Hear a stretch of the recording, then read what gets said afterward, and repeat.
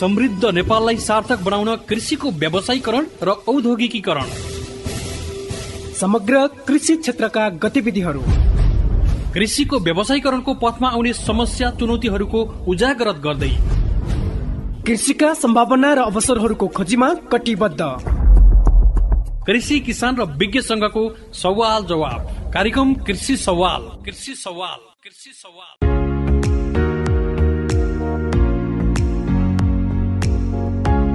नमस्कार अनि हार्दिक स्वागत छ। कृषिको विकास प्रवर्धन तथा व्यावसायीकरणको पथमा कटिबद्ध रेडियो कार्यक्रम कृषि सवालमा यहाँहरूलाई हार्दिक स्वागत छ। म हुँ असीम सापकोटा।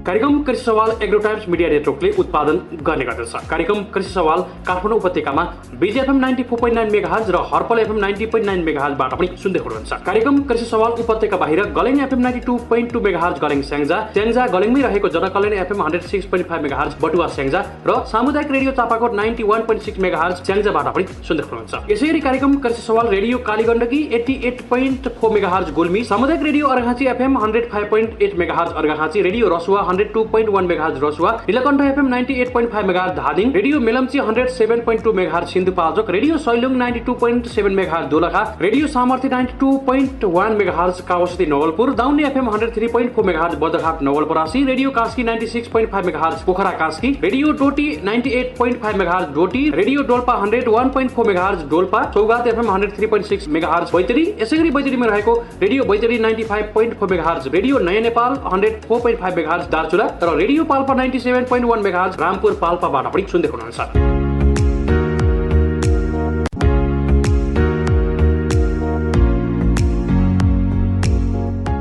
सबैभन्दा हामीले पशुपालन व्यवसाय गर्ने किसानहरूले बुझ्नै पर्ने कुराहरू र हामी सबैले मनन गर्ने पर्ने कुराहरू र पशुपालन व्यवसाय गर्दै गर्दा व्यवस्थित र व्यवसायीकरण कसरी गराउने भन्ने खालको हामीले काम गर्दै गर्दा हाम्रो प्रक्रियामा चाहिँ के कस्ता कुराहरू ख्याल गर्नुपर्छ भन्ने खालको कुराहरूमा हामी केन्द्रित हुँदैछौँ। अझै भन्नुपर्छ हामीले पशु आहार व्यवस्थापनको मुख्य कुरालाई चाहिँ हामी यति बेला जोड्ने प्रयास गरेका छौँ। पशु आहार व्यवस्थापन पशुपालनको लागि निकै मुख्य कुरा पनि हो र उत्पादन वृद्धिको लागि सँगसँगै चाहिँ हामीले पशुपालन व्यवसायलाई चाहिँ दिगो र व्यवस्थित बनाउनको लागि पनि पक्कै पनि विभिन्न खालका पशु आहार व्यवस्थापनमा हामीले ध्यान दिनुपर्ने कुरा हुन्छ र यसभित्र धेरै कुराहरू हुन सक्छन् र हामीले यही नै विषयलाई छलफलमा केन्द्रित बनाउनको लागि पनि आज हामीले यसैका विज्ञ तथा राष्ट्रिय पशु आहार व्यवस्थापन राष्ट्रिय पशु आहार अनुसन्धान केन्द्रका प्रमुख तथा पशु आहार विज्ञ डाक्टर लुमानिधि पाण्डेलाई हामीले स्टुडियोमा निम्त्याएका छौँ। यहाँहरूलाई भन्न चाहन्छु मैले फेरि पनि पशु आहार व्यवस्थापनमा चाहिँ ध्यान दिनुपर्ने कुराहरू, पशुपालन व्यवसाय गर्दै गर्दा चाहिँ पशु आहारलाई किन व्यवस्थापन गर्नुपर्छ, कसरी व्यवस्थापन गर्न सकिन्छ भन्ने खालको प्रसङ्ग सँगसँगै चाहिँ हिउँदे याममा र सुक्खा याममा चाहिँ घाँसको व्यवस्थापन कसरी गर्न सकिन्छ भन्ने खालको महत्त्वपूर्ण सन्देश पनि आज कार्यक्रमले पक्कै पनि दिनेछ यहाँहरूलाई। र हामीले हाम्रा अतिथि अर्थात् डाक्टर लुमानिधि पाण्डेज्यूलाई हामी स्वागत गर्दैछौँ। यहाँहरूको टेलिफोन कल केही समय पछाडि हामी लिन्छौँ। डाक्टर साहब नमस्कार, यहाँलाई स्वागत छ। धन्यवाद। नमस्कार। आराम हुनुहुन्छ? आराम। डाक्टर साहब केमा व्यस्त हुनुहुन्छ अहिले त अब हामी कोभिड पछाडि पहिलाका कामहरू पनि बाँकी थिए। पशु आहारकै अनुसन्धानका कामहरू कसरी चाहिँ सस्तो लागतमा चाहिँ पशुको आहार पशु उत्पादनमा चाहिँ आहारको मात्रा जुन चाहिँ अलिक महँगो पर्दै गयो कसरी चाहिँ कम गराउन सकिन्छ भनेर विभिन्न परीक्षणहरू विभिन्न साधन स्रोतहरू उपयोग गर्ने हाम्रो स्थानीय स्तरका बाली नाली अथवा घाँसपात यिनै कुराहरूमै हामी अहिले केन्द्रित छौँ। अनुसन्धानको पाटो त सबैभन्दा ठुलो महत्त्वपूर्ण पाटो पनि भयो र अहिले हामीले पशु आहार व्यवस्थापनका कुराहरू गर्दै गर्दा चाहिँ अब एउटा सरकारी निकाय नार्क अन्तर्गतको राष्ट्रिय पशु आहार अनुसन्धान केन्द्र यहाँ आफै प्रमुख पनि हुनुहुन्छ। अहिले पछिल्लो समयमा के गर्दै हुनुहुन्छ? यतिखेर हामीले चाहिँ विशेष गरी अब दुध उत्पादनमा आहारको लागत घटाउन कसरी सकिन्छ, मासु उत्पादनमा बाख्रा विशेष गरी मासु भन्नाले बाख्रामा पनि बाख्राको आहारको लागत कसरी घटाउन सकिन्छ।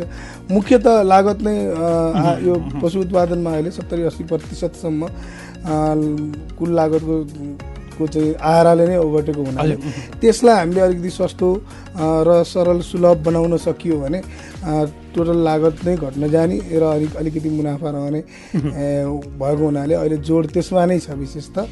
र केही नयाँ चाहिँ आहारको जस्तै हामीले भन्छौँ उपयोगमा नआएकालाई कसरी उपयोग गरेर खुवाउन सकिन्छ पशुको आहारको निमित्त भनेर पनि अर्को पाठ हो हामीले त्यतातिर। जस्तो डाक्टर साहब हामीले उत्पादन लागत घटाउनु पर्यो र हामीले उत्पादकत्व वृद्धि गर्नु पर्यो, बढाउनु पर्यो। सँगसँगै चाहिँ हाम्रो गुणस्तरीयता पनि कायम गर्नु पर्यो, यो महत्त्वपूर्ण कुरा हो। यसमा चाहिँ अब पशु आहाराको व्यवस्थापनको कुरा निकै महत्त्वपूर्ण कुरा पनि हो। अब पशु आहारालाई कसरी व्यवस्थापन गर्न सकिन्छ र सँगसँगै हामीले पशु आहारलाई व्यवस्थापन गर्ने माध्यमहरू के हुन सक्छ? यसको लागि सबैभन्दा पहिला त पशुलाई आहार व्यवस्थापनमा कुन पशु पालिएको छ, पशु कुन अवस्थामा छ हैन, एउटै पशुको पनि अवस्था पछि उसको आहारको मात्रा फरक हुन्छ र त्यो अवस्थामा कुन तत्त्व बढी चाहिन्छ हैन, ती कुराहरू विचार गर्नुपर्ने हुन्छ। अलिकति चाहिँ सैद्धान्तिक ज्ञानमा जस्तै चाहिँ हरेक अब गाई नै हाम्रो लोकल गाईको आहार अथवा चाहिँ हामीले चाहिँ आयातित गरेका होलिस्टेन जर्सीहरूको आहार, बाख्रामै हिजो हाम्रो चाहिँ खरी बाख्रालाई दिने आहारले अहिले चाहिँ बोयरलाई नभेट्ने हुनसक्छ, किन जातले पनि त्यो एउटा हुन्छ। अनि एउटै जातभित्रै पनि उसको अवस्था, अब गर्मिणी अवस्थामा उसलाई कस्तो आहार दिनुपर्ने हुन्छ, धुनो अवस्थामा कस्तो आहार दिनुपर्ने हुन्छ, अथवा थारो अवस्था छ अहिले भने कस्तो हुर्कँदै गरेको पाठालाई बाछा बाछीलाई कस्तो होइन, अथवा कुनै साँडे छ अथवा ब्याडको बोका छ यसलाई कस्तो, यी कुराहरू चाहिँ उसको आफ्नो शारीरिक अवस्था अनुसार हामीले चाहिँ यसलाई यो तत्त्व यति चाहिन्छ, यसरी यो मात्रा मिलाएर हामीले खुवायौँ भने उसलाई आवश्यक पुग्छ भन्ने हो। अब एकदम व्यवस्थित भनेको के त भन्दा आवश्यकभन्दा बढी नदिने, बेकार खर्च मात्रै हुन्छ। उसको हामीले दिएको आहारले, सन्तुलित आहारले उसलाई दैनिक चाहिने हरेक तत्त्वहरू पूर्ति होस्, त्यो नै सन्तुलित आहार हो होइन। हामीले कसरी सन्तुलन गर्ने भन्ने हुन्छ, त्यसमा हाम्रा कयौँ आएका कमी कमजोरीहरू छन्, त्यसलाई सुधारेर कसरी लान सकिन्छ भन्ने कुराहरू हामीले चाहिँ फोकस गर्छौँ। यो जातै पछि फरक हुन्छ, अवस्था पछि फरक हुन्छ होइन। अनि यो अब ती चाहिँ विभिन्न अरू तत्त्वहरू पनि छन्। पशुपालन व्यवसाय गर्दै गर्दा चाहिँ घाँस जन्य अथवा घाँस खाने पशुहरूको लागि चाहिँ पहिला हामीले घाँसमा लगानी गऱ्यौँ भने चाहिँ त्यसबाट लागत पनि कम हुने र उत्पादन पनि राम्रो हुने भनिन्छ। यस्तै खालका अरू पनि विकल्पहरू हुन सक्छन् भन्ने खालको सन्देश पनि हामीले प्रभाव गरिरहेका छौँ। राष्ट्रिय पशु आहार अनुसन्धान केन्द्रका प्रमुख डाक्टर लुमानिधि पाण्डे हुनुहुन्छ। हामी उहाँसँग यिनै विषयहरूमा केन्द्रित हुँदै छलफल पनि गरिरहेका छौँ। अब यहाँहरू जस्ता विज्ञहरूको कुरा सुन्नै पर्छ र यहाँहरूले अनुसन्धान गरेको कुराहरू ल्याउनै पर्छ भनेर पनि हामीले स्टुडियोमा निम्ति आएका छौँ। यहाँले धेरै कुरा भन्दै पनि हुनुहुन्छ। अब अलिकति घाँसको कुरालाई पनि सँगसँगै जोड्न चाहन्छु। जस्तो घाँसमा आधारित अथवा घाँस खाने पशुहरूको लागि चाहिँ घाँस नै पहिलो विकल्प हो भनेर पनि यहाँहरू जस्ता विज्ञले भन्नुहुन्छ। अलिकति घाँसको महत्त्व, अपरिहार्यता सँगसँगै चाहिँ घाँसलाई पनि व्यवस्थित गरियो भने, घाँसलाई व्यवस्थापन गरियो भने चाहिँ जुन हामीले घाँस खाने पशुहरूको लागि चाहिँ त्यसले दिने उत्पादकत्व वृद्धि हुने र हाम्रो लागत पनि कम हुने भनेर यहाँहरू भन्नुहुन्छ। अलिकति यसलाई दर्शाइदिनुहोस् न यो विषयलाई चाहिँ। हो, अब हामीहरूले पालिने पशुहरूमा गाई, भैँसी, भेडा, बाख्रा, बङ्गुर, कुखुरा विशेष त हाम्रा चाहिँ अहिले हामीले चाहिँ अलिक फोकस गरेका उहरू यिनीहरू हुन्। यसमा उग्राउने पशुहरू यिनमा कुन पऱ्यो गाई, भैँसी, भेडा, बाख्रा, यिनीहरूको आहार व्यवस्थापन भनेको मुख्यतः हामीले घाँसबाट अथवा घाँसपात भनौँ, घाँस, साइलेज, हे, पराली भन होइन, ढोड, नल, यिनीहरूलाई नै व्यवस्थापन गरेर खुवाउँदाखेरि नै सस्तो पर्न जाने। अब यसो गर्दा के छ त भन्दा त्यसबाट अपुग भए मात्र दानाबाट परिपूर्ति गर्यो भने दाना त महँगो पर्छ। यो त किनभने दाना त मान्छेसँग पनि प्रतिस्पर्धा गर्छ, अन्न त मान्छेले र नउग्राउने पशुलाई पनि खुवाउने, त्यो महँगो पर्छ। घाँसलाई राम्रोसँग व्यवस्थापन गरियो। अब यसमा पनि मुख्य बुझ्नुपर्ने कुरा के छ त भन्दा उसलाई चाहिने तत्त्वहरू के त भन्दा जस्तै carbohydrate, protein, vitamin, fat, mineral होइन। अब यी तत्त्वहरू हामीले घाँसबाटै पुरा गर्न सकियो भने उसलाई दैनिक आवश्यक पर्ने, त्यसपछि न्यूनतम अथवा कुनै अवस्थामा शून्य दाना दिँदा पनि पाल्न सकिन्छ भन्ने मान्यता हो। अब यसको लागि हामीले छुट्याउनु पर्ने के छ त भन्दा घाँस बालीमा अब प्रोटिनको स्रोत के हो, कार्बोहाइड्रेटको स्रोत के हो, एउटा सामान्य यदि ज्ञान भयो भने जस्तै घाँसै खुवाउँदाखेरि पनि हाम्रा धेरै वन जङ्गल चरीचरणका घाँसहरू चाहिँ धेरै जस्तो चाहिँ कार्बोहाइड्रेट युक्त छन् भनेको कोसे बाली भन्दा अकोसे बाली धेरै छन् होइन, घाँस वर्गमा पर्नेहरू छन् लेगुममा। अब हामीले चाहिँ त्यसैमा अब सिद्धान्त त के छ त भन्दा कम्तीमा 1/3 जति कोसे बाली उसलाई दिनुपर्ने हुन्छ। अब त्यो घाँस लगाउँदाखेरि नै हामीले हाम्रो घाँसको बन्दोबस्त गर्दाखेरि नै अब त्यहाँ 1/3 चाहिँ कोसे बाली पनि हामीले दैनिक नै उसलाई खुवाइयो टोटल घाँसको भने त्यसलाई चाहिँ अनि के भयो त भन्दा प्रोटिनको लागि भनेर महँगो सोयाबिन केकहरू सप्लाई गरेर खुवाउनु परेन दानामा हैन। त्यसकारण घाँस लगाउँदाखेरि नै कोसे बालीलाई अलिकति महत्त्व दिनुपर्ने हुन्छ। हुन त सामान्यतया कोसे बालीका घाँसहरू मात्रामा थोरै देखिने हुन्छन्, ढिलो बढ्ने स्वभावका हुन्छन्, तर तिनीहरू के हुन्छ त भन्दाखेरि प्रोटिनको स्रोत हो। जसरी हामीलाई चाहिँ गेडागुडी प्रोटिनको स्रोत भन्छौँ, त्यही गेडागुडी दिने बोट बिरुवाहरू तिनीहरू हुन् हैन। अब ती घाँसमा चाहिँ अब जस्तै डाले घाँसमा कोइरालो, टाँकी, इपिलिपिल यिनीहरू भएन। भुइँ घाँसमा प्रशस्तै छन् सबै भेजहरू, केराहरू, यी सबै यी कोसे बाली र चाहिँ अकोसे बालीहरू चाहिँ तपाईँहरूको चाहिँ आफ्नो बन्दोबस्त ठाउँअनुसार सिजनअनुसार त्यो च्यानलमा मिलाएर लगाइयो र त्यसबाट नै खुवाउँदै जाँदा कहिलेकाहीँ के त अब धेरै दुध दिने गाई छ, तर अब उसलाई धेरै दुध दिने बित्तिकै आवश्यकता होला बढी पर्ने भयो तत्त्वहरू। त्यो सबै तत्त्वहरू घाँसबाट पूर्ति गराउन खोज्दा उसले खाएर त पेट मर्दैन। त्यो चाहिँ थोरैमै धेरै दिने केबाट हो त दानाबाट। त्यस्तो अवस्थामा के हुन्छ भने जति हाई यिल्डिङ, जति चाहिँ धेरै उत्पादकत्व बढी भएका पशुहरू छन्, अब दैनिक धेरै बढ्ने मासुकै लागि पनि छन्, तिनीहरूलाई चाहिँ घाँसबाट मात्रै दैनिक परिपूर्ति हुँदैन। उसले खाएर टन्न खाएर राम्रै घाँस खाँदा नि परिपूर्ति हुँदैन भने थोरैमा धेरै पोषण तत्त्व केबाट जान्छ? दानाबाट। त्यस्तो अवस्थामा अनि बल्ल घाँस टन्न कति घाँसले पुर्याउँछ अपुग जति दानाबाट दिने। भनेपछि डाक्टर साहब जस्तो यी टेक्निकल कुराहरू त किसानहरूलाई थाहा नहुन पनि सक्छ, कति मात्रामा खुवाउने अथवा त्यसलाई पुगेको छ कि पुगेको छैन। प्राविधिक कुरा अथवा प्राविधिकहरूसँग सरसल्लाह लिनु नै मुख्य कुरा देखियो है। हो अब त्यही भएर सामान्यतः सैद्धान्तिक रूपमै हामी भन्छौँ कति दुध हो त्यसको पनि छ। तपाईँको दुध 1 लिटर दुध दिँदाखेरि यति दिने भन्ने होइन, अथवा बाख्रालाई पनि यसलाई यति एउटा फ्ल्याटमा हुन्छ आगो हुन्छ। त्यो पनि फेरि के हुन्छ त भन्दा सिजन अनुसार र घाँसको क्वालिटी अनुसार हुन्छ। अब तपाईँ हिउँदमा जानुभयो भने हाम्रो देशमा चाहिँ अलिकति हिउँदमा घाँसपातको अभाव छ होइन। अब सुखायाममा चाहिँ हरियो घाँस लगाउन पनि धेरै प्रशस्ति पाइँदैन। जति हरियो घाँस राम्रो हुन्छ त्यति तपाईँको चाहिँ अब हाम्रो त इभन नल परालहरू खुवाएर पाल्ने अवस्था छ। अब यो अवस्थामा के हुन्छ भने पेट अगाउने मात्रै हो हुनलाई, त्यो भने पनि दाना मात्रै खुवाएर त उग्राउने पशु बाँच्दैन। त्यसको लागि पनि उसले चाहिँ के अरे परालजन्य अथवा के घाँसपातजन्य पदार्थ त खुवाउनै पर्छ।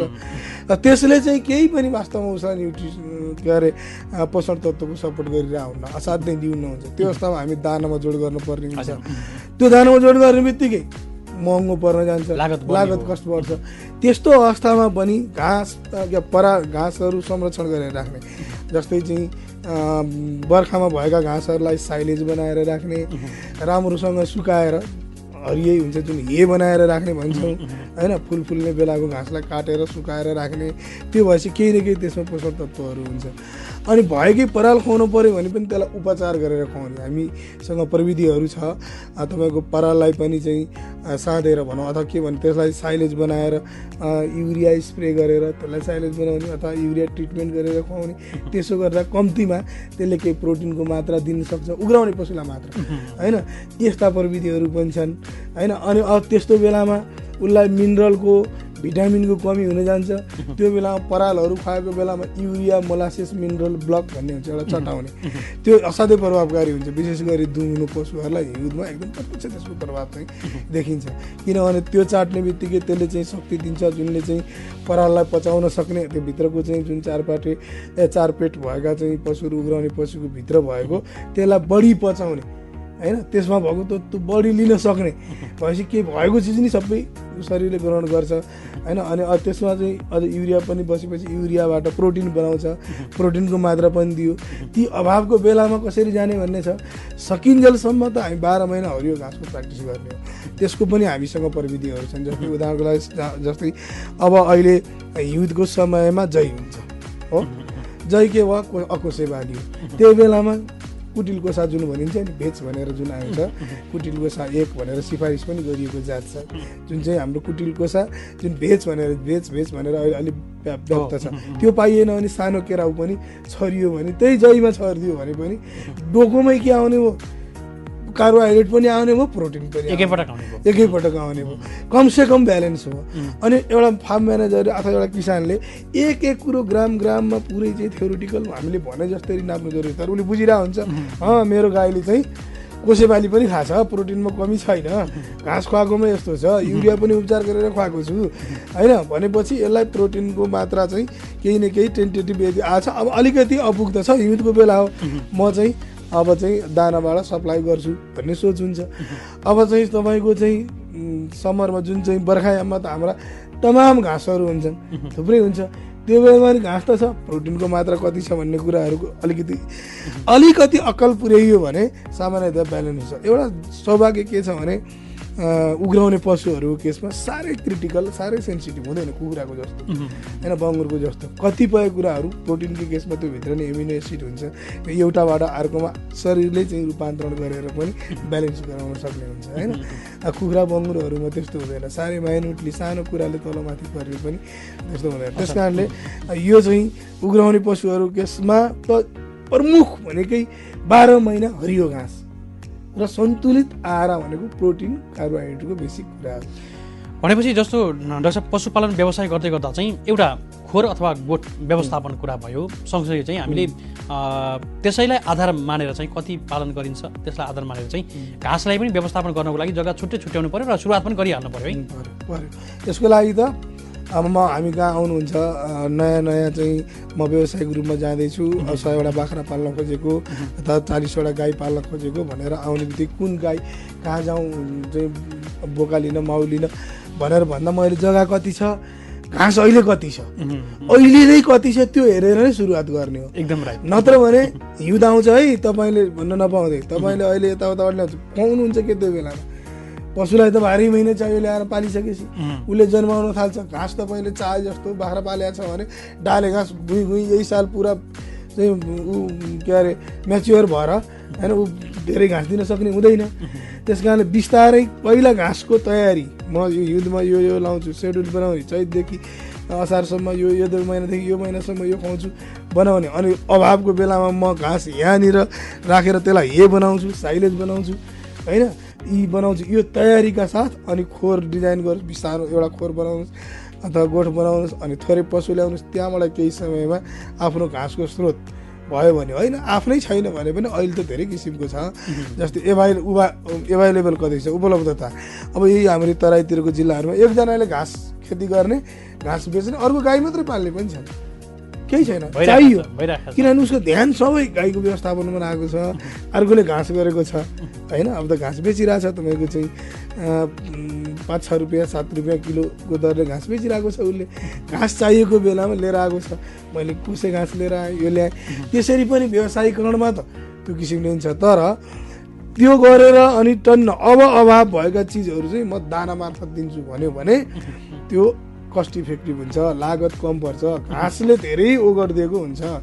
5-7 रुपियाँ किलोको घाँसले आफैले उत्पादन गर्दाखेरि 5-7 रुपियाँमा त बेच्छन् पनि अहिले, घाँसको अहिले बिस्तारै आएको छ। अब हेर्नुहोस् दुर्भाग्य कुरा, आजको दिनमा हामी कहाँ इन्डियाबाट साइलेज आउनु यो चाहिँ दुर्भाग्य हो। यो हामीले के हो भने हामीले गर्न सक्छौँ, हामीसँग प्रविधि छ, यो आजको प्रविधि नै होइन।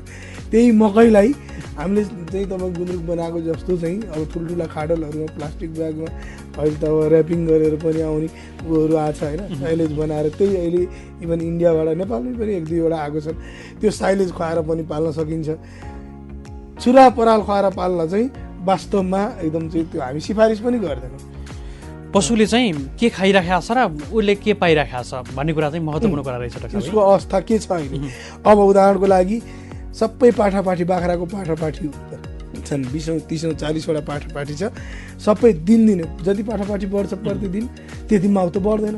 बढ्नको लागि के चाहिन्छ भन्ने सामान्य ज्ञान, सुई बढ्नको लागि उसलाई सबैभन्दा त्यतिखेर जरुरी हुन्छ प्रोटिन होइन, प्रोटिनले बढ्ने हो। अब यो बेलामा प्रोटिन धेरै चाहिन्छ किनभने त सुई बढ्छ होइन, त्यो अवस्थामा प्रोटिन धेरै चाहियो। दुध दिइरहेको छ, दुधले पनि दिनदिनै दुध मार्फत प्रोटिन हामीलाई दिएको छ भने उसलाई पनि त चाहियो नि, अनि त्यो बेलामा धेरै भयो। अब अन्डा दिने बेला कुखुराको लागि भयो होइन, यसरी उसको अवस्था अब मानव ठाडो छ। अहिले चाहिँ उसले दुध सुकेको छ, उसले पाठापाठी हुर्काउनु छैन, अथवा गर्भ अवस्थामा पनि बाहिर नजन्माए पनि भित्र त बच्चा हुर्काउनु परेको छ, त्यो बेला पनि प्रोटिन धेरै चाहियो। अझ अन्तिम अवस्थातिर त के हुन्छ भने जस्तै पशुको चाहिँ पेटमा चाहिँ पेटको धेरै एरिया बच्चाले लिएको हुन्छ, ठाउँ ओगटेको हुन्छ, धेरै खान नि सक्दैन, चाहिने चाहिँ धेरै हुन्छ तत्त्व चाहिँ धेरै चाहिने हुन्छ। त्यो बेलामा पटक पटक खुवाउने, थोरै उसलाई एभाइलेबल गराइदिइरहने ताकि घट्दै जान्छ, एकैचोटि धेरै खान सक्दैन। अनि त्यसलाई चाहिँ बढी पोसिलो खुवाउने।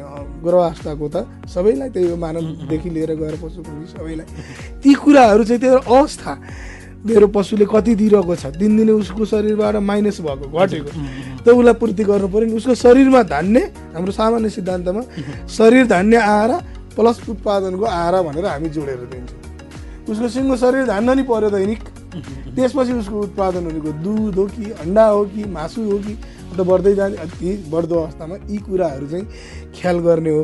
यो के हुँदो रहेछ त भन्दा अनुभव बिस्तारै आउँछ, नपुगेको र पुगेको पशुको शरीरले पनि देखाउँछ हैन। यो यस्तो साह्रै कम्प्लेक्स किसानले बुझ्नै नसक्ने, असाध्यै गाह्रो, यति ग्राम भनिदिएका छन्, कार्बोहाइड्रेट भनिदिएका छन्, भिटामिन के पुगेन भनेका छन्, हावा कावा हुनुपर्ने छैन। यसले के गर्छ, जब तपाईँ पोखरीमा हाम फाल्नुहुन्छ पौडिन बिस्तारै तर अलिकति थ्योरिटिकल नलेज चाहिँ लिएर जानुपर्ने छ। त्यसको लागि धेरै उपायहरू पनि छन्। म सम्पूर्ण कृषक दाजुभाइहरूलाई के भन्छु, धेरै अहिले बिस्तारै पछिल्लो अवस्थामा यस्तै चाहिँ कृषि कार्यक्रम सञ्चालन गरिरहेका टेलिभिजनहरू छन्, रेडियोहरू छन् हैन। नेपाल कृषि अनुसन्धान परिषदको तपाईँको कल सेवा सेन्टर छ, नेपाल यता हरिहर मोहनमा पनि कृषि उसको पनि छ। तपाईँले अहिले जहाँ जतिखेर प्रदेशले पनि सुरुवात गरिसक्यो, प्रदेशले पनि गरेको छ।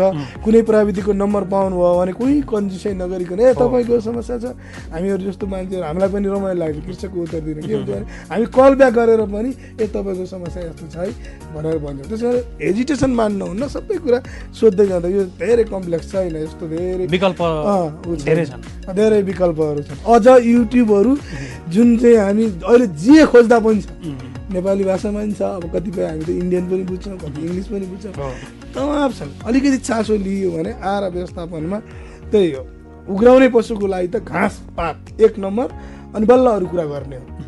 डाक्टर साहब, जस्तो सरकारले केही वर्षमा मासु र दुधमा आत्मनिर्भर बनाउने नीति पनि लिएको थियो, त्यो वर्ष त पुरा भइसकेको छ। यद्यपि यो अभियान अथवा चाहिँ यो प्रयासलाई पुरा गर्नको लागि किसान पनि जागरुक हुनु पर्यो देखियो है। हो, यसमा त विशेष त केही सुधार पनि भएको छ। यसमा मलाई अलि व्यक्तिगत रूपमै भन्नु पर्दाखेरि कस्तो लाग्छ भने, यसमा जागरुक हुनलाई जस्तै अलमलका कुरा आए, यसमा सबैभन्दा पहिला युवाले यो कृषि सम्मानित पेसा हो भनेर ग्रहण गर्नु पर्यो, महसुस गर्नु पर्यो। र राज्यले पनि बिस्तारै त्यसलाई प्रोत्साहित गर्दै लग्छ। म के काम गर्नुहुन्छ भन्दा म कृषक हुँ, म कृषि पेसा अँगाल्छु गर्नु सगर्व भन्नु पर्यो। कृषि पेसा अँगाल्ने यो त उत्पादन गर्ने हो नि, यो त होइन। यिनले उत्पादन गरेर अरूले खाने सम्मानित पेसा हो होइन। यसरी हामीले अनि युवा, अनि यसलाई व्यवसायिक तब कृषक अथवा युवा आउँछ जब यो नाफामुखी हुन्छ। नाफामुखी हुनलाई व्यवसायीकरण गर्नुपर्ने हुन्छ। हेर्नुहोस् है त, किनभने सानो स्केलमा गर्दा त्यति चाँडै हुँदैन। तपाईँ दुईवटा गाई खाले, दुईजना मान्छे श्रीमान श्रीमती इङ्गेज भयो, कोही नराखे पनि, अनि दुईवटा गाई पालेर मात्रै उसले चाहिँ पुरै जीवन गर्दाखेरि त्यही लगाउँदाखेरि नहोला। त्यसले अब जब लागि नै हाल्यो भने त्यही एउटाले व्यवस्थापन गर्दा 50वटा गाईलाई पनि त सक्छ नि, एक दुईजना अरू सपोर्टरहरू भयो भने होइन। त्यस कारण व्यवसायीकरणमा लाने हो, नयाँ आधुनिक प्रविधिहरूको ग्रहण गर्ने हो होइन। सिक्दै जाने, सोध्दै जाने हो, व्यवसायीकरण गरेरै मात्रै चाहिँ यो सम्भव। अब जुन लागत घटाउने र उत्पादन र उत्पादकत्व वृद्धि गर्ने कुरामा घाँस पहिलो कसी भन्नुभएको छ यहाँले, जस्तै उग्राउने पशुको लागि। अरू आहारको कुराकानी गर्दै गर्दा अरू आहार व्यवस्थापन केबाट प्राप्त गर्ने? एउटा दाना भयो, अरू पनि के विकल्प छन् केही? सुन्नुहोस्, अब यसमै हामीसँगै भएका अब हाम्रो यहाँ चाहिँ कस्तो हुन्छ नि, कहिलेकाहीँ हामी सानो पुस्तकहरू पढ्दै जाँदा ल दाना बनाउने भन्यो होइन। दाना बनाउँदा त्यहाँ लेखेको चिजहरू दालको चुन्नी लेखिदिएको छ, माछाको सिद्रा लेखिदिएको छ होइन। अनि के भनेको छ त्यही नभई नहुने रहेछ क्या हो भन्ने भ्रम पनि हुन्छ कहिलेकाहीँ। त्यस्तो मात्रै पनि होइन, त्यो उदाहरण हो होइन, उदाहरण हो। अब हामी कहाँ माछाको धुलो त्यति सर्वसुलभ, त्यति सजिलैसँग पाउने अवस्था छैन। त्यति हामीले माछाको धुलो किन राखिएको हुन्छ? प्रोटिनको लागि। प्रोटिन केबाट दिन्छ भन्ने सामान्य जानकारी हामी प्राविधिकहरूसँग लिन सकिन्छ। हामी यसै केही पुस्तिकाहरूबाट पनि पढेर। अब अहिले त त्यो माछाको धुलो पाइएन भने के राख्ने होइन। मानव चाहिँ मकै के अरे सोयाबिन केक पाइएन भने के राख्ने भन्ने कुराहरूमा पनि हामी कतिपय अवस्थामा प्राविधिक कहाँ जानुभन्दा पहिला मेरो वरिपरि सर्वसुलभ सहज तरिकाले पाइने खाद्य पदार्थहरू अथवा के भन्छ यही कृषि दानाको चाहिँ दाना बनाउने पदार्थहरू हैन, यो चाहिँ ती चाहिँ कुन कुन र कति रेटमा पाइन्छ भन्ने कुरोको एउटा लिस्ट बनाउनुपर्छ हैन। अब किन रेटको त कुरो मेन छ, सस्तो भन्ने बित्तिकै त कहिलेकाहीँ कुनै चिज पाइए पनि धेरै महँगो छ भने त्यसलाई अर्को चिज अलिकति धेरै हाल्दाखेरि सस्तो पर्छ कि भनेर विकल्प चाहिँ जहिले पनि खोज्नुपर्छ हैन। अब त्यस्तै मानौँ कतिपय ठाउँमा के हुन्छ त भन्दा सोयाबिन केक भनेर भनेको छ, भटमासको पिना लिएर आएर राख्ने भन्यो। भटमासको पिना त्यहाँ पुग्दाखेरि हाम्रो दुर्गम ठाउँहरूमा चाहिँ 87 रुपियाँ 85 रुपियाँ केजी परिरहेको हुन्छ, जहाँ 40 रुपियाँ केजी भटमासै पाइन्छ फेरि होइन। त्यसो भने त झन् भटमासले नहुने त होइन होइन। त्यो अवस्थामा हामी तपाईँहरू प्राविधिकसँग सम्पर्क गर्नुभयो भने होइन हो भटमासको पिना छ भने तपाईँ भटमास राख्न सक्नुहुन्छ, तर भटमासलाई अलिकति भुटेको हुनुपर्छ होइन, त फेरि त्यहाँ अलि एउटा खराब तत्त्व हुन्छ जुन केही भुटिएन भने त्यसले चाहिँ होइन प्रोटिन इनिबिटर प्रोटिन पच्न नदिने तत्त्व पनि हुन्छ, त्यो एकैछिन तताइदियो भने एकैछिन सामान्य भुट्यो भने पनि हामीले खाने जति पनि भुट्नु पर्दैन, त्यो नष्ट हुन्छ। अनि त्यो हामी झन् राम्रो 40 रुपियाँको नहालिकन 80 रुपियाँको सोयाबिन केक ल्याउन नपरोस्, त्यो चाहिँ प्राविधिक ज्ञान हो। यस्ता कुराहरूको लागि अहिले बिस्तारै तपाईँहरूको नजिकमै प्राविधिक कार्यालयहरू पनि होला, यदि छैन भने पनि टेलिफोन मार्फत तपाईँहरू सम्पर्क गर्न सक्नुहुन्छ। मैले काम गरिरहेको राष्ट्रिय पशु आहार अनुसन्धान केन्द्रमै त्यसको नम्बरहरू तपाईँहरूलाई उपलब्ध हुन्छ, त्यहीँ तपाईँहरू जहिले फोन गर्दा हामी टेलिफोनबाट उपलब्ध गराउन सक्छौँ यस्ता कुराहरू। त्यही भएर अब यो चाहिँ स्थानीय स्तरमा पाइने खाद्य तत्त्वहरू जुन चाहिँ दाना बनाउने उहरू, अब कहिलेकाहीँ मसँग तपाईँसँग प्रशस्त चाहिँ जौ छ जै छ होइन, दाना मकै चाहिँ असाध्यै महँगो पर्न गयो, के हो त दुइटै कार्बोहाइड्रेटको स्रोत हुन्, त्यसो भने मकैको मात्रा घटाउनुहोस् जौ हाल्नुहोस् भन्छौँ हामी। फापर बिक्री भएन, फापर छ त्यो पनि एउटाको अर्को अल्टरनेटहरू छ आफू कहाँ भएको खाद्य तत्त्वहरूको। त्यसरी चाहिँ सस्तो जाने भने समयअनुसार पनि फरक हुन्छ, तर कुन कुन खाद्य सामग्रीहरू। त्यस्तै अब हामीले अहिले बिस्तारै एउटा काम गरिरहेका छौँ, जस्तै चाहिँ यो एजोला लेउ हुन्छ नि, एजोलालाई उत्पादन गरेर दाना बनाउँदा अथवा फ्रेसै एजोला खुवाउँदाखेरि पनि त्यसमा असाध्यै राम्रो प्रोटिनको मात्रा हुन्छ, भिटामिनको मात्राहरू हुन्छ, त्यो थोरै उत्पादन भए पनि त्यसले ठुलो प्रभावकारी काम गर्छ। अब त्यो एजोला हामीले मिक्स गराउन सकियो दानामा भने 70-80 रुपियाँ केजीको तपाईँको चाहिँ सोयाबिन केकहरू माछाका धुलोहरू रिप्लेस गर्न सक्ने भयो होइन। एजोलाको विशेष के छ त भन्दा एजोलामा चाहिँ तपाईँको प्रोटिनको पनि एमिनो एसिडहरू हुन्छ, त्यो भित्र हुने तत्त्वहरू त्यो ब्यालेन्स हुन्छ। अब त्यसलाई आलो नै खुवाएर पनि त्यो लेउ निकालेर दैनिक निकाल्दै दानामा मिसाएर आलो नै खुवाउँदाखेरि पनि तपाईँको इभन कुखुरामा टर्कीमा पनि गाईमा भैँसीमा होइन बाख्रामा सबैमा यो चाहिँ अब एजोला हामीले खुवाइराखेका छ भने मैले चाहिँ प्रोटिनको भिटामिनको मात्राहरू यताबाट नि खुवाएको छु, अब किनेर ल्याएको पोका अलिक कम खुवाए पनि हुन्छ भन्ने दिमागमा हामीले राख्न सकिने भयो। यस्ता चिजहरूको खोजी पनि भयो जुन अहिले पनि तपाईँ युट्युबहरूमा हेर्नु भने व्यापक रूपमा एजोला कसरी खुवाउने भनेर, खालि मैले त ठाउँ पनि देखाइदिन्छु, यति सहज छ एजोला कसरी खुवाउने, एजोला कसरी उत्पादन गर्ने भनेर पनि तपाईँहरू हामीले कृषि अनुसन्धान परिषदले होइन, अनि त्यसपछि हाम्रो पशु उत्पादन निर्देशनालयले संयुक्त रूपमा हाम्रो यतातिर कञ्चनपुरतिर होइन, अनि हामीले चाहिँ यता मोरङमा पनि यी खुवाएर हेरेको नतिजाहरू असाध्यै उत्साहजनकहरू पाइयो होइन।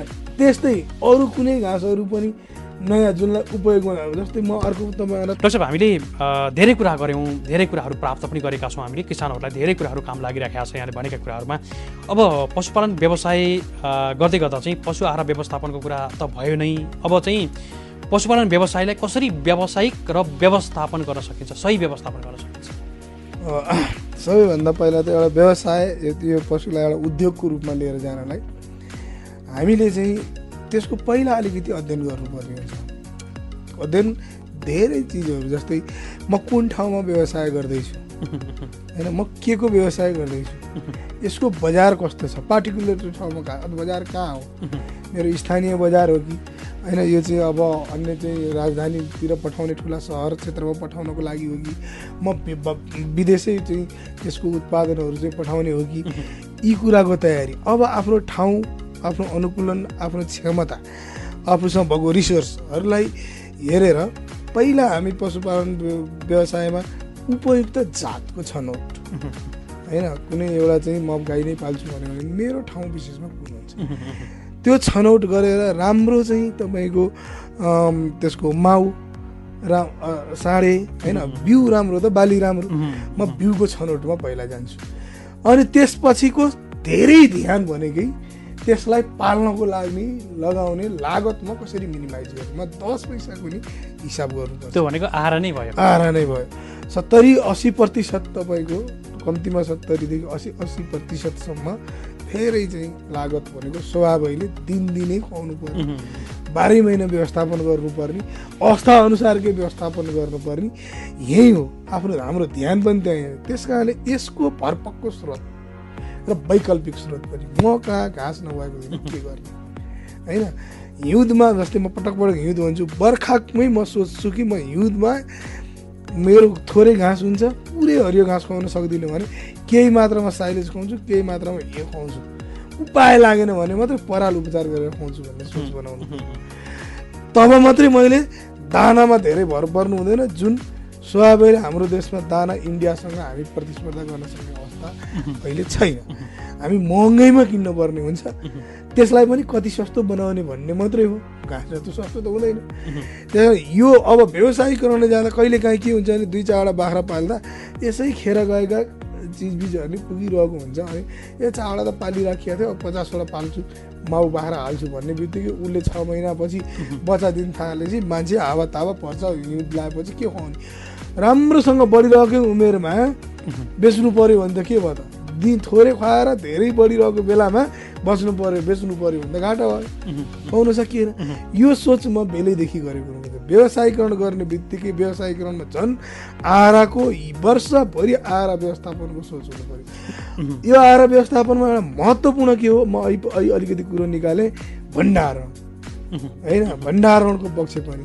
अब तपाईँको खाद्य आहारा आफैले दाना बनाउने, हामीले सामान्यतया उग्राउने पशुलाई हामीरै घरमा बनाउँछु म, यो यसको मात्रा यति, यो मात्रा यति हालिस सन्तुलन मिल्छ, यो किन्नै पर्ने चिज यति ल्याउँछु, अरू स्थानीय स्तरमा सस्तोमा पाउने चिजहरू खरिद गरेर राख्छु भन्यो भने यसको नेपालमा समस्या के छ भने चिस्यानको मात्रा अलिकति बढी हुने हाम्रो मकैहरूमा पनि, होइन। यसलाई कति घाम सुकाएपछि मैले 11% भन्दा कम 11-12को रेन्जमा त्यो चिसोनको मात्रा पुर्याएर मात्रै राख्नुपर्ने हुन्छ। अब आहारा व्यवस्थापनमा सबैभन्दा पहिला हामीले आफ्नो व्यवसाय सम्पन्न गर्नको लागि आफ्नो ठाउँ विशेष अनुसार सबभन्दा अभाव हुने ठाउँ कुन बेला कुन पहिचान गरेर त्यो बेलाको लागि आहाराको सोच बनाउनु पर्यो। जुन बेला आहारा प्रशस्ति हुन्छ, मैले जोड गरेको चाहिँ घाँस राम्रोसँग कोसे बाली र अकोसे बालीको सन्तुलन मिलाएर लगाऊँ, विशेष गरी बर्खामा हामी कहाँ सजिलो छ, र त्यही बेलामा हामीले त्यसलाई संरक्षण गरेर राख्ने प्रविधि मुख्यतः साइलेज, होइन, साइलेजहरू र अनि मसिनो डाँठ भएका सजिलै सुक्नेहरूलाई हे बनाएर घाँस सुकाएर राख्नेलाई हामी प्राविधिक भाषामा हे भन्छौँ। अनि त्यसलाई चाहिँ परालको सट्टा त्यो प्रयोग गरौँ। र हिउँदमा तपाईँको कोसेबाली जस्तै भेष र जैहरू लगाउँ सिन्चित ठाउँमा, यो कुरा गरौँ। केही बहुवर्षीय घाँसहरूको पनि व्यवस्थापन गरौँ र अनि युरिया मोलास पराल खुवाउनु पर्ने अवस्थामा युरिया मोलासेस मिनरल ब्लक भन्छ, जुन मिनरल ब्लकहरू हामीले चटाउन सकियो भने त्यो असाध्यै प्रभावकारी हुन्छ। र घाँसमा जोड गरौँ र अरू चाहिँ आफ्नै स्थानीय तवरमा उपलब्ध हुने बजारको मूल्य हेरी विभिन्न कच्चा पदार्थबाट दाना चाहिँ आफूले बनाएर खुवाउन सकिन्छ। यो सहज छ, यो अतालिनु पर्ने विषय छैन। अलिकति अचिलो बसी हामी प्राविधिकहरूसँग सम्पर्क गर्न सक्नुहुन्छ कृषकहरू सबैलाई। मेरो डाक्टर साहब निकै महत्त्वपूर्ण विषयमा यहाँले भनिराख्नु भएको छ, हामी अन्तिम खण्डमा छ, समय सकिने पनि सकिएको छ। अब यहाँहरूको कन्ट्याक्ट नम्बर सेयर गरिदिनुहोस्, अगाडि भन्नुभएको थियो। मेरो कन्ट्याक्ट नम्बर 98 512 41 539 हो। 98 512 45 41 539। फेरि मैले रिपिट गर्न चाहन्छु, 98 512 41 539 539।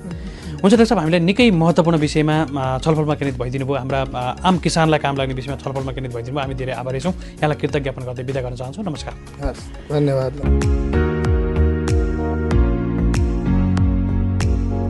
यिनै विविध सामग्रीहरू सँगसँगै आजको लागि भने कृषि सवालको समय यति नै। कृषि क्षेत्रमा लाग्दै हुनुहुन्छ, लाग्ने सोच बनाउनु भएको छ अथवा कुनै पनि समस्या, जिज्ञासा, अन्यल गुनासाहरू छन् भने 985110979192 मा सम्पर्क गर्न सक्नुहुन्छ भन्दै आजको श्रृङ्खलाबाट कार्यक्रम कृषि सवालका सम्पूर्ण युनिट सहित असीम सापकोटा पनि बिदा हुने अनुमति माग्छु। स्वदेशमै रहौँ, कृषि कर्म गरौँ। नमस्कार।